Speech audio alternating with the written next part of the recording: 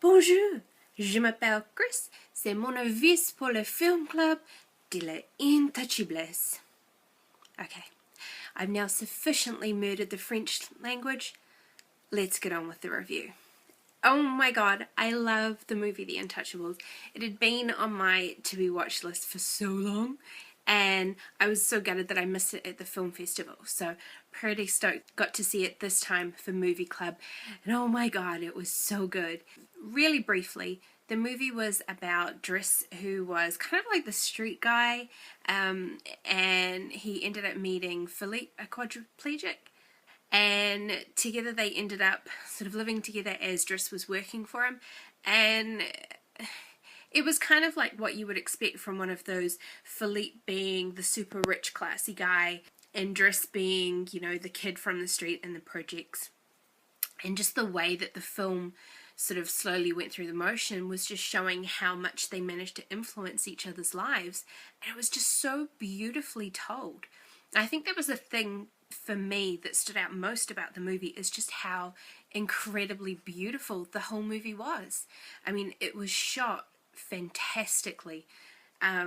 Like the location shots and even within the house was beautiful, and the way that they did the juxtaposition between Driss's life and Philippe's life, especially the scene showing Driss when he's sort of back at his old house and he's, you know, in the bath trying to, you know, have like this little shower and little mini tub, compared to the giant huge ensuite that he had when he moved in to live with Philippe while he was his caregiver.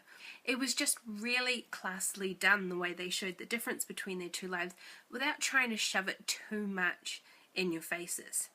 That and the Maserati was, oh my god, gorgeous. I would give it anything for that car. It was beautiful. The other thing for me is it just had the most beautiful musical score. It was fantastically done, the way like the classical music was written for the movie, and I loved the scene where it was for Philippe's birthday, and you know, we were listening to classical music, and then he asked them to stay longer to you know, play all of these brilliant classics, for Driss to try and, you know, be exposed to some culture. And he did the same thing that pretty much every young person that I know did. So that whole, oh my god, I know that song, it's like totally from that one commercial, or oh my god, it's the music from Tom and Jerry.